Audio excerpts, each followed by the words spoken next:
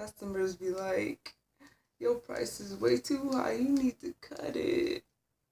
But I'm like, your expectations way too high, you need to shut it. Ooh. Hi guys, it's MaySeeOhh. In case you didn't know, welcome back to my channel. I'm so glad you guys are back. Like I said, I have some good stuff coming up for you. Today's video is going to be on things that I knew before I became a cosmetologist. In case I think I mentioned it already that that's one of the jobs I have at least. So yeah, and not to say that my teacher did a bad job teaching. I mean, it really had nothing to do with her. She was a great teacher, actually. Shout out to Miss White, because, you know, you did educate me with a lot. These things, they're more real life, real world problems. School is designed to teach you what you need to know to get to the next point, you know?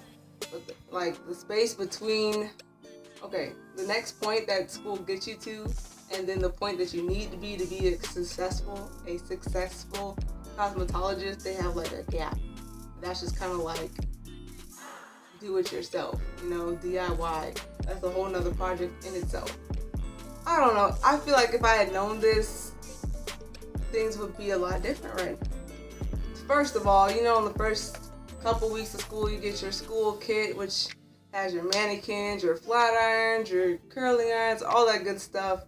Let me just let you know, in school, those do you so well. I mean, you need your kit. Otherwise, you're just going to be sitting around. But in the real world, your kit is not going to be enough by far.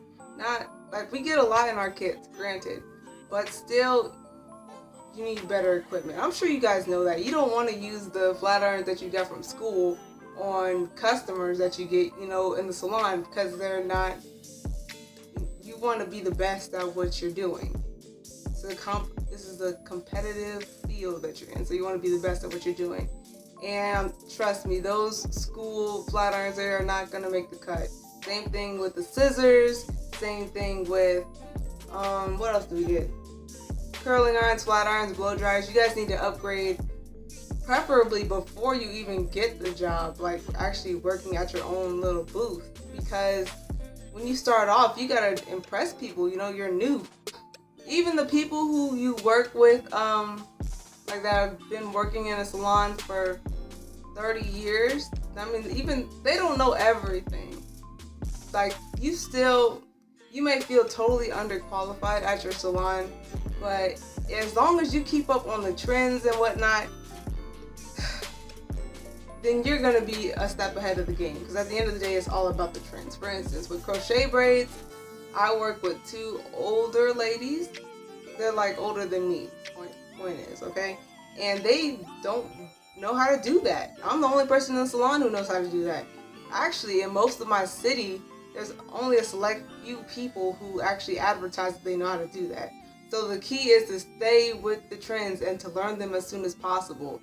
And once you perfect them, then you can offer them, and you already have a step ahead. Don't be intimidated by people just because they're older than you. Mistakes will happen. It's inevitable. Granted, you could be the best in your class, and just in the real world, it's a whole nother ball game. I mean, you're gonna mess up eventually.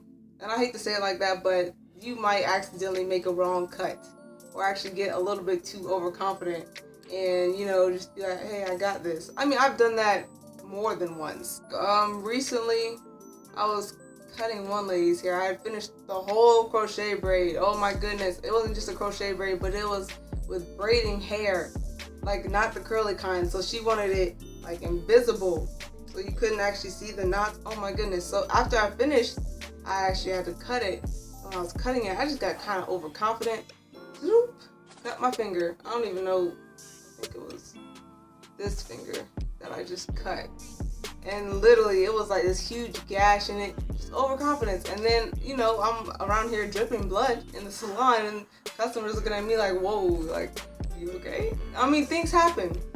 Nobody's perfect. So just accept the fact that you're going to make mistakes, and you guys might as well just come up with a way now how to address it when you do make a mistake. Confidence is key.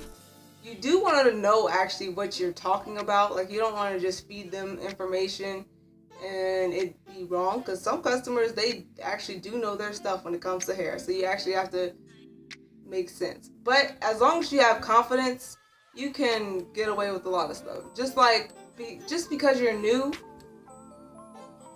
you don't have to act like you're new. Definitely when they ask you, because customers, they think they're slick. They'll be like, how long have you been doing hair, doing hair and everything? And I've been doing hair for a while, but how long have I worked in the salon? Oh, that's like, 8 months. But I'm not going to tell them that, especially for my first customer.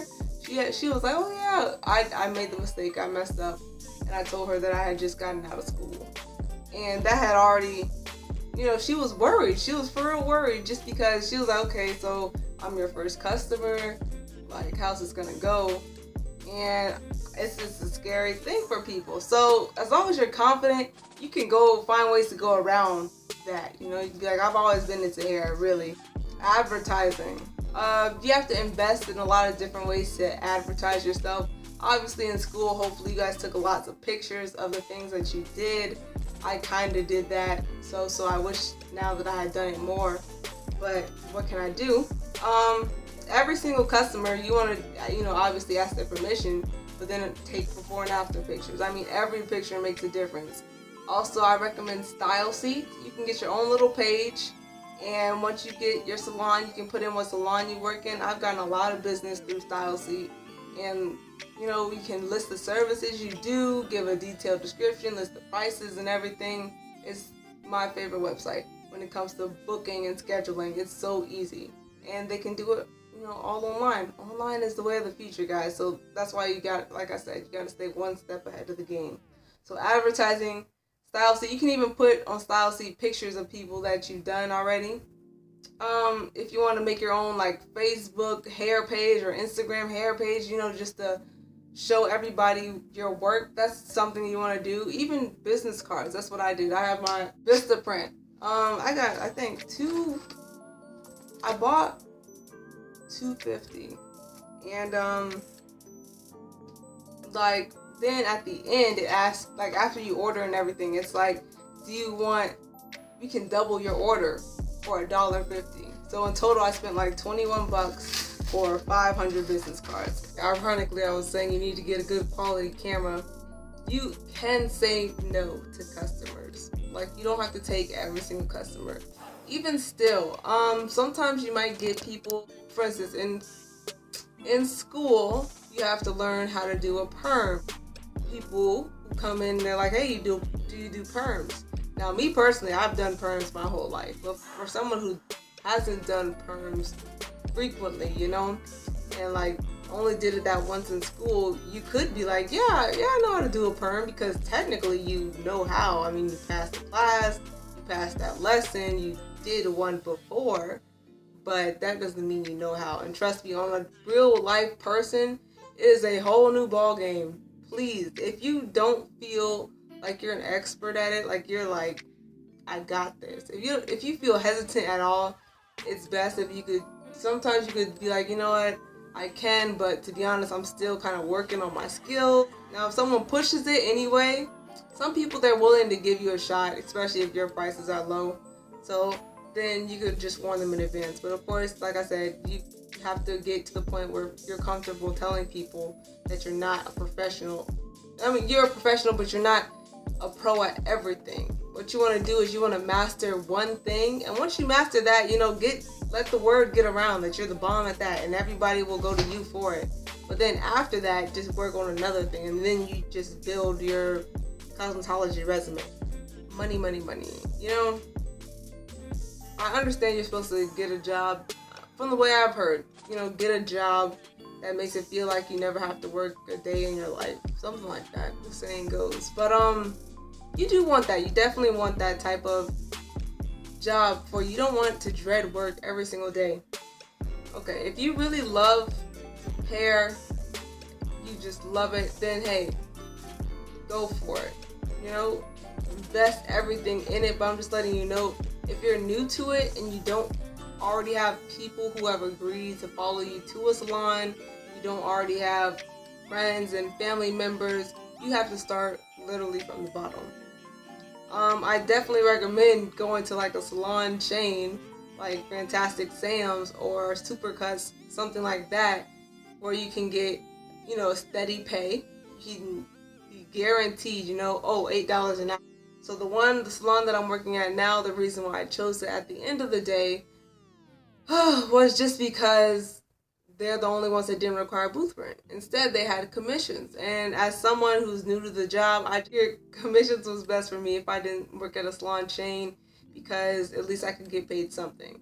But not a good choice. So if it's about the money and you really want to be a cosmetologist for the money, I understand it completely. I'm just going to let you know that you're going to start it off rough unless you already have family or something who owns a salon, who has, you know, walk-ins and whatnot. But me, I didn't have that, and it was the struggle. And you should get a second job if you do work in a place where you get just commissions, or obviously if you have booth rental, you have to have a second job just starting off. Finally, just understand that cosmetology isn't for everyone. You can be the top in your class, but that doesn't necessarily guarantee that you're going to be a great cosmetologist or that you're going to love your job. You can love the school, but when you get out of the school, it's a whole new world. Totally different. And to be honest, I guess I could just say it like this. I've learned over the course of 8 months, I don't think cosmetology is for me. To be perfectly honest with you, I don't. I don't find that joy in it that I did at school. At school, I loved it. I was really good at it. Like, really, really, really good at it. Not to brag, but I was. And I thought it would be better than it was. So that was kind of disappointing when I get out and then people, their expectations are so high. And then you always got to stress about, am I going to make them happy? Granted, when they love it, you know, you're like, hey, you feel good about yourself. But me personally, I don't like it's kind of disappointing because I found out it's really not the job for me at the end of the day. But at the same time, that's how you learn. So you live and you learn. Don't be too crushed if you get out in the real world and you get into your salon and you're like, this is not what I thought it was going to be. Yes, I know you did invest your time and money into this career, but sometimes you just gotta try it again. Don't be crushed. It's not for everyone. Thank you guys so much for watching my video, and I will definitely be back next week with another one.